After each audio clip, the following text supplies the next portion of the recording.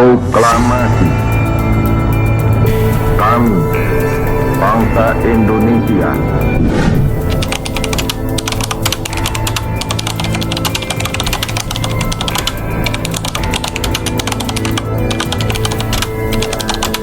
halo darlaku semuanya, assalamualaikum warahmatullahi wabarakatuh. Bertemu lagi dengan saya Satrio Wahyu dan ini adalah Diary Satrio Wahyu, sebuah diary luar biasa yang semakin dirindukan. Pas banget bulan ini adalah bulan kemerdekaan Republik Indonesia, maka nggak ada salahnya kalau kita mengingat kembali sebuah sejarah besar negara kita. Dimana pada bulan ini, tepatnya pada tanggal 17 Agustus 1945 yang lalu, Indonesia yang diwakilkan dari golongan muda dan golongan tua merebut kemerdekaan dari tangan penjajah Jepang sebagai bentuk pernyataan bahwa negara kita adalah merupakan bangsa yang bebas dan merdeka melalui sebuah naskah proklamasi kemerdekaan yang bergaung ke seluruh penjuru Indonesia, bahkan ke seluruh penjuru dunia. Akan tetapi apakah semua berjalan lancar menjelang detik-detik proklamasi? Dan untuk sekedar mengingatkan betapa gercep dan gigihnya golongan tua yang diwakili oleh Insinyur Soekarno dan Bapak Muhammad Hatta, masih ada yang lain-lain tentunya dari golongan tua. Dan juga dengan gercepnya golongan muda yang diwakili oleh Bapak Sayuti Melik, Bapak Latif Hendraningrat, dan lain-lain juga, dengan mantap menyuarakan kepada dunia bahwa sejak hari itu Indonesia sebagai sebuah negara republik telah hadir dengan merdeka, dengan bebas, dan melangkah sejajar bersama negara-negara lain di dunia. Seperti apa kisah perjalanannya? Mari kita ikuti bersama sebuah video pengingat untuk menolak sejarah detik-detik menjelang proklamasi kemerdekaan negara Republik Indonesia yang kita cintai bersama ini, Darla. Mari langsung kita masuk ke kisah sejarahnya. Jadi sebelum kita masuk ke detik-detik menjelang proklamasi Republik Indonesia, aku akan menjelaskan bahwa peristiwa besar ini tentunya tak lepas dari sebuah peristiwa besar yang terjadi di dunia, yaitu Perang Dunia II, yang melibatkan dua blok, yaitu blok poros dan blok sekutu. Nah, siapakah blok sekutu? Blok sekutu adalah negara-negara yang berperang bersama dalam Perang Dunia II melawan blok poros dari tahun 1939 sampai 1945. Dan di dalam blok sekutu ini ada 5 besar anggotanya, yaitu Amerika Serikat, Britania Raya, Uni Soviet, Prancis, dan Republik Tiongkok. Sementara nih, blok poros lawannya nih ada Italia, Jerman, Hungaria, Rumania, Bulgaria, dan juga Jepang yang kala itu sedang menjajah Republik Indonesia. Jadi pada tanggal 15 Agustus 1945, para pemuda Indonesia ini mendengar sebuah berita penting dari radio Amerika Serikat bahwa Jepang sudah menyerah kepada sekutu. Hal ini dikarenakan pada tanggal 6 Agustus 1945, kota Hiroshima, dan 9 Agustus pada tahun 1945 juga kota Nagasaki secara berturut-turut dibom oleh sekutu. Nah, setelah berita besar itu sampai ke telinga pemuda Indonesia melalui radio Amerika Serikat, Bapak Subadio Sastro Satomo dan Bapak Subianto menemui Muhammad Hatta. Buat apa menemui Bung Hatta? Untuk mendesak PPKI untuk tidak dulu mengumumkan kemerdekaan Republik Indonesia. Nah, kenapa justru dilarang untuk memproklamasikan kemerdekaan Indonesia? Karena menurut mereka berdua nih, kemerdekaan Republik Indonesia ini harus didapatkan dari perjuangan rakyat Indonesia sendiri, bukan karena negara asing. Masih di tanggal 15 Agustus 1945, golongan muda mengadakan rapat di salah satu ruangan di Lembaga Bakteriologi di Jalan Pegangsaan Timur. Rapat tersebut dihadiri oleh Khairul Saleh Wikana, Bapak Margono, Bapak Armansyah, dan juga Bapak Kusnandar. Dan di dalam rapat tersebut, golongan muda ini menuntut atau berkeinginan agar supaya proklamasi kemerdekaan itu segera dilaksanakan sesegera mungkin nih, mumpung Jepang udah nyerah nih sama sekutu. Tadi setelah di awal itu jangan dulu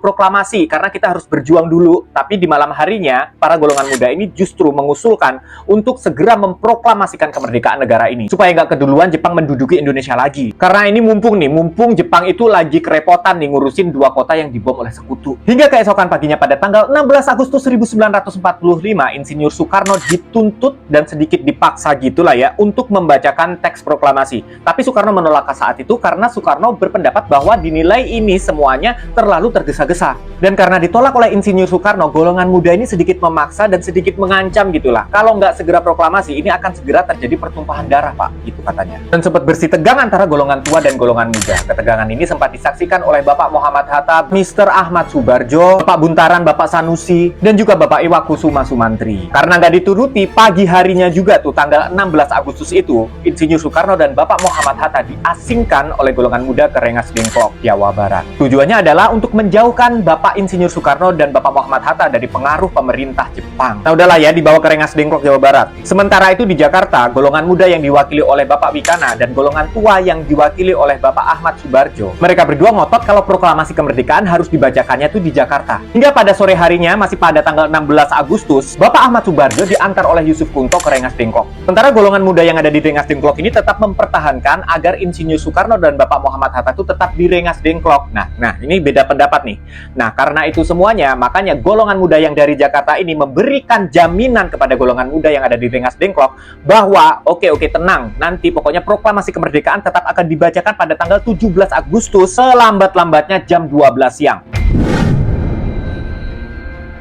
Akhirnya golongan muda yang ada di Rengas Dengklok setuju Insinyur Soekarno dan Bapak Muhammad Hatta dibawa kembali ke Jakarta. Kemudian naskah rumusan proklamasi kemerdekaan Republik Indonesia pun mulai dirumuskan di rumah Laksamana Muda Maeda, seorang Laksamana Jepang, di Jalan Imam Bonjol nomor 1 Jakarta. Rumusan proklamasi kemerdekaan itu dituliskan Bapak Insinyur Soekarno di atas secari kertas, kemudian diketik oleh Bapak Sayuti Melik. Akhirnya mereka pun bersepakat bahwa proklamasi ini akan dibacakan di halaman rumah Insinyur Soekarno di Jalan Pegangsaan Timur nomor 56. Ini Jakarta ya, pada tanggal 17 Agustus 1945 tentunya, dan rencananya akan dibacakan pada jam 10 pagi. Pemuda-pemuda udah sangat bersemangat ya, kan dia tuh nafsu banget untuk mau proklamasi, cepet-cepet Pak proklamasi. Akhirnya pemuda-pemuda menyiapkan semua perlengkapan upacaranya, dan juga ada sebagian dari pemuda-pemuda ini yang mengumpulkan warga untuk berkumpul supaya mereka tuh menyaksikan dan mendengarkan proklamasi itu secara langsung. Dan untuk menjaga keamanan dan memastikan nanti ini waktu proklamasi itu berjalan dengan aman dan lancar, Bapak Latif Hendraningrat dan Bapak Arifin Abdurrahman berjaga-jaga menyiapkan pasukan. Sementara itu barisan pelopor yang dipimpin oleh Bapak S. Suhut menyiapkan tiang bendera. Sementara bendera sang merah putih yang akan dikibarkan di hari proklamasi tersebut dijahit langsung oleh istri dari Bung Karno, yaitu Ibu Fatmawati Soekarno. Ya, kemudian bendera tersebut kita kenal sebagai bendera pusaka yang sekarang disimpan ya. Dan pada tanggal 17 Agustus 1945, akhirnya tepat jam 10 pagi, Insinyur Soekarno didampingi oleh Bapak Muhammad Hatta membacakan teks proklamasi benar-benar di halaman rumahnya Bapak Insinyur Soekarno. Masyarakat yang nonton itu semuanya mendengar, bersemangat, menangis, terharu. Dan berita ini pun segera menyebar ke seluruh penjuru negeri.